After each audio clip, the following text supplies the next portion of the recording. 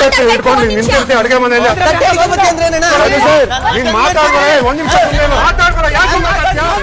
Big boss ಮನೆಯಲ್ಲಿ ಸೋಮವಾರದ ಎಪಿಸೋಡ್ಗಳು ಸಿಕ್ಕಾಪಟ್ಟೆ ಮನೋರಂಜನವಾಗಿರುತ್ತೆ. ಆಮೇಲೆ ಸೋಮವಾರ ಬಿಡುವಂಥ ಪ್ರೋಮೋಗಳು ಕೂಡ ಅಷ್ಟೇ ಸಿಕ್ಕಾಪಟ್ಟೆ ಮಜಾನು ಕೊಡುತ್ತೆ. ಆದರೆ ಇವತ್ತು ಕೊಟ್ಟಿರುವಂಥ ಮಜಾ ಯಾಕಂದ್ರೆ ಗಿಲ್ಲಿ ಮತ್ತು ರಘುವಣ್ಣ ಅವರ ನಡುವೆ ಜಗಳಗಳೇ ಶುರುವಾಗೋಗಿದೆ. ದೊಡ್ಡ ಮಟ್ಟದ ಜಗಳ, ಏನು ಚಿಕ್ಕ ಪುಟ್ಟದಲ್ಲ.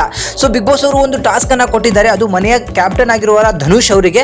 ಸೊ 1 ರಿಂದ 11 ಗಂಟೆ ನಂಬರ್ಗಳನ್ನ ಕೊಟ್ಟಿದ್ದಾರೆ. ಅದರಲ್ಲಿ ನೀವು ಯಾರನ್ನ ಯಾವ ಸ್ಥಾನಕ್ಕೆ ನಿಲ್ಲಿಸ್ತಿರೋ ನಿಲ್ಲಿಸಿ ಅಂತ ಹೇಳಿ ಅದಕ್ಕೆ ಸೂಕ್ತ ಕಾರಣ ಕೊಡಬೇಕಾಗುತ್ತೆ.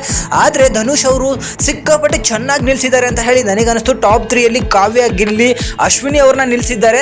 ಸೊ ಆಮೇಲೆ 4ರಲ್ಲಿ ನಮ್ಮ ರಕ್ಷಿತನ ನಿಲ್ಲಿಸಿದ್ರೆ 6ರಲ್ಲಿ ರಘು ಅವ್ರನ್ನ ನಿಲ್ಲಿಸ್ತಾರೆ. ಆದರೆ ಅವರ ಸ್ಥಾನಕ್ಕೆ ಅವರಿಗೆ ತೃಪ್ತಿ ಇಲ್ಲ ಅಂದ್ರೆ ಅದಕ್ಕೆ ವಾದವನ್ನ ಮಾಡಬಹುದಾಗತ್ತೆ. ಅದು ಕೂಡ ಯಾರ ಸ್ಥಾನಕ್ಕೆ ನಾನು ಹೋಗ್ಬೇಕಿತ್ತು ಅನ್ನೋದ್ರ ಮೇಲೆ ವಾದ ಮಾಡಬೇಕಾಗತ್ತೆ. ಸೊ ಆ ಸಮಯದಲ್ಲಿ ರಕ್ಷಿತನೂ ಕೂಡ ಗಿಲ್ಲಿ ಅವರ ವಿರುದ್ಧವಾಗಿ ನಿಂತ್ಕೋತಾರೆ, ರಘು ಅವರು ಕೂಡ ಗಿಲ್ಲಿಯ ವಿರುದ್ಧವಾಗಿ ನಿಂತ್ಕೋತಾರೆ. ಇಬ್ರು ಕೂಡ ಬೈದಾಡ್ಕೊಂಡಿದ್ದಾರೆ. ಏನಿವಾಗ ಏನೋ ಅಂತಾನು ಕೂಡ ಮಾತಾಡಿದ್ದಾರೆ. ಸೊ ಆ ಸಂದರ್ಭದಲ್ಲಿ ಗಿಲ್ಲಿ ಅವರು 2ನೇ ಸ್ಥಾನಕ್ಕಿರೋದಕ್ಕೆ ಕಾರಣ ಕೊಡುವಂಥದ್ದು ಧನುಷ್. ನಿನ್ನಗೆ ನೀನು ಸ್ಟ್ಯಾಂಡ್ ತಗೊಳ್ಳೋದಲ್ಲಿ ಈ ಮನೆಯಲ್ಲಿ ನಂಬರ್ 1 ಇದೆಯಾ, ಬೇರೆ ಯಾರು ಕೂಡ ಆ ರೀತಿ ಮಾಡೋದಿಲ್ಲ ಅಂತ ಹೇಳಿದಾಗ ರಕ್ಷಿತಾ ಕೈ ಎತ್ತುತ್ತಾಳೆ. ಈ ಮನೆಯಲ್ಲಿ ಕೆಲಸನೂ ಅನ್ನೋದಿದೆ, ಅಡುಗೆ ಮಾಡೋದು ಅನ್ನೋದಿದೆ, ಅದನ್ನ ಅವನು ಯಾವತ್ತೂ ಕೂಡ ಮಾಡಿಲ್ಲ, ಅವರಿಗೆ 2ನೇ ಸ್ಥಾನ ಕೊಡ್ತೀರಾ ಅಂತ ಗಿಲ್ಲಿಯ ವಿರುದ್ಧವೇ ಮಾತಾಡ್ತಾಳೆ. ಇದಾದ್ಮೇಲೆ ರಘು ಅವರು ಕೂಡ ಗಿಲ್ಲಿಯ ವಿರುದ್ಧ ಮಾತಾಡ್ತಾರೆ. ಅವನು ಯಾವತ್ತೂ ಕೂಡ ತಟ್ಟೆ ಎತ್ಕೊಂಡು ತಿನ್ನಕ್ಕೆ ಮಾತ್ರ ಬರ್ತಾನೆ ಹೊರತು ಅಲ್ಲ ಅಡುಗೆ ಕೆಲಸ ಅನ್ನೋದ್ರಲ್ಲಿ ಅವನು ಇಲ್ಲವೇ ಇಲ್ಲ ಅಂತ ಹೇಳಿ ಹೇಳ್ತಾರೆ. ಆಗ ಗಿಲ್ಲಿಗೆ ಸಿಟ್ಟು ಬಂದ್ಬಿಡುತ್ತೆ.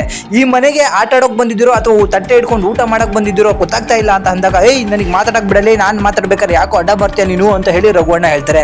ನೀನು ತಟ್ಟೆ ತಿನ್ನೋದು ವಿಚಾರ ಮಾತಾಡ್ತಿದ್ದೆಲ್ಲ ಸರಿನಾ ಅಂತ ಹೇಳಿ ಕೇಳಿದಾಗ, ನಾನು ಹಿಂಗೆ ಮಾತಾಡೋದು, ನಾನು ಇವತ್ತು ಮಾತಾಡ್ತಿದ್ದೀನಿ, ನೀನು ಯಾವನ ಅಡ್ಡ ಬರೋಕ್ಕೆ ಅಂತಲೂ ಕೂಡ ಅವರಿಗೆ ಆವಾಜ್ ಹಾಕಿ ಕೇಳಿದಾಗ, ನಾನು ಮಾತಾಡ್ತೀನಿ, ನೀನು ಯಾರು ಹೇಳಕ್ಕೆ ಅಂತ ಹೇಳಿ ಗಿಲ್ಲಿನೂ ಕೂಡ ರೈಸ್ ಮಾಡ್ತಾರೆ.